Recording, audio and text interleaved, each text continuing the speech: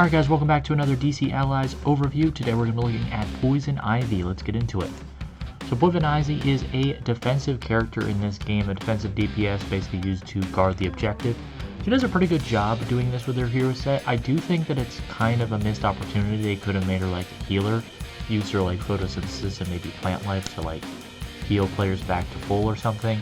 I feel like they could have gone the healer route, but I guess they kind of had enough heroes to do the healer route regardless, that they decided to make her defensive. So I am very interested to see how they go with this, but honestly I do think that her ability set is solid enough on defensive that she could have been either a flank as well. But otherwise, let's get into her ability set. So her primary is Thorn Divine. It is similar to Venom's primary in Marvel Rivals, except it's just one. And it pulls the enemy towards her and poisons them, and she can do this multiple times, 2 times in a single second. So she can poison up to 2 enemies in a single second and pull them towards her if she wants to. I mean, that's pretty good for a defensive thing, even though you kind of want to move the opponents away from the objective. Pulling them into your line of fire and then beating up on them until they're unalived is pretty good, but honestly, I do kind of think this is kind of like a low-key hook ability that you could like hook an enemy, get them into, like hook a healer, put them in the middle of the objective, and then let your team basically rail into them. I do think that's probably what they're going for, especially because of the whole poison aspect as well. Her passive Floral Cyst allows her to do multiple things, most likely just climb over walls. She can climb over shields as well. She can also rise up into the air, acts as like a little elevator lift of sorts to get her to high places. And she can also use it to swing as a rope. So I would consider this similar to Spider-Man in Marvel Rivals, except you can also climb walls like Spider-Man and rise up into the air if she needs a high vantage point. And then her first ability 1, Poisonous Lust, allows her to launch an AoE box attack that prevents all allies hit with it. They are poisoned and they are prevented from attacking her, so any damage they deal to her does nothing to her. She basically gets passive resistance for them for a few seconds. It's only like 3 to 4 seconds, but 3 to 4 seconds of not taking any damage from a couple of enemies while poisoning them is pretty damn good. So honestly, pretty OP defensive ability, and that's not even getting into the most OP ability that she has. Her second one takes reference from Namor, basically same thing, except it is exploding rounds.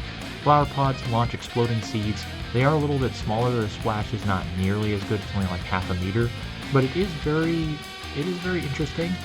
She can't place them on walls, unfortunately, but she can place them on the ground. So she can just float up the objective with these, and they basically just create a bunch of splash damage in a choke point or on the objective, which is pretty good, and also that passive poison as well. Most of her abilities have poison on it, which is key to her character. And of course, you can place 3 of them at a time, so even though they don't do as much damage as Namor's squids, there's still 3 of them, and they still do splash damage, which is mighty effective.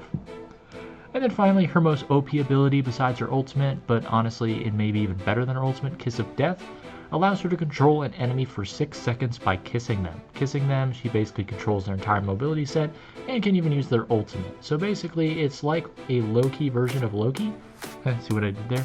Low-key version of Loki, but also she has to be near them to kiss them, which is kind of unfortunate. You can't do it to like Superman if he's flying away. But if you do catch him on a low point, you can just kiss Superman, and you can control him and all of his ability sets for 6 seconds, and even use his ultimate, which is pretty damn overpowered. And then finally, her ultimate, Venus Flytrap, spawns a giant Venus Flytrap plant that grabs all nearby enemies, swallows them into it, and then digests them for 5 seconds, poisoning them before ultimately releasing them after that 5 seconds. So basically, takes out a bunch of enemies and makes them basically useless and trapped in its belly, poisoning them and slowly digesting them for 5 seconds before spitting them all out. So pretty useful. I really do think Kiss of Death is more overpowered, but I do understand that that is something that she can do on regular, because apparently that's what her kisses do regardless. So I do think that even though Venus Flytrap is kind of useless, as kind of less than Kiss of Death, I do understand why Kiss of Death is on a cooldown instead of the ultimate. But anyway, on to her team-ups. So firstly, we have to talk about her nemesis. Her first nemesis is between Superman and Batman. Basically, 2 people that she loves to kiss and control over, and this nemesis is symbiotic seduction because she can do this to either Superman or Batman. Basically, when Poison Ivy is on the other team, her Poisonous Lust and Kiss of Death abilities last 2 seconds longer when inflicted on Superman or Batman. Basically meaning that she controls Superman and Batman for 8 seconds each instead of 6, and her Poisonous Lust lasts for 2 seconds longer, meaning that if they can't deal damage to her for 2 seconds longer than other heroes. Another thing is when under Ivy's control, Batman and Superman's cooldowns are reduced for all of their abilities. So basically it means that on both of them, she can use both of their ability sets more frequently and with more mobility than either of them. Of course, talking about a positive, moving on to some positives. Her first positive team up is obviously Quinn's Brigade, teaming up with Harley Quinn and King Shark. When it comes to Poison Ivy in play, she gives a passive photosynthesis to both Harley Quinn and King Shark. That means that they regen health when outside. We've talked about this in Harley Quinn, but basically on the day and night. If they're outside, it doesn't matter, they both heal passively when outside. When King Shark is in play, Poison Ivy's plant bite pods bite enemies if they get too close and inflict bleeding. This basically allows them to protect themselves if an enemy is charging up to kill them. Can inflict a little beating, even if they do eventually die by the enemy's attacks. At least they'll inflict some good bite marks and inflict a little bleeding effect on that enemy. And of course, getting into another nemesis, we have Green Beret, which is Green Arrow versus Poison Ivy. These two have a little niche history between the two. Poison Ivy's really wanted to take him over and control him, to call him away from his girlfriend, Black Canary, but Ollie has been pretty resistant towards the seduction efforts of Ivy. So when Green Arrow's on the other team, if he disguises himself as a plant, remember he can disguise himself as props. Poison Ivy can see him immediately, so basically that disguise does nothing against her. But Ollie can use his dead sprint to climb her plants to follow her if she uses her passive, so she climbs walls, he can climb after her. If she rises up into the air, he can climb her plant and get up to get her.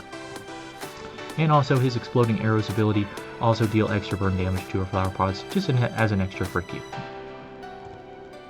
Alright, and that is going to do for this video, guys. Thank you guys so much for watching. As always, remember to like if you like, dislike if you don't, subscribe down below if you're new to the channel, and I'll see you guys in the next video.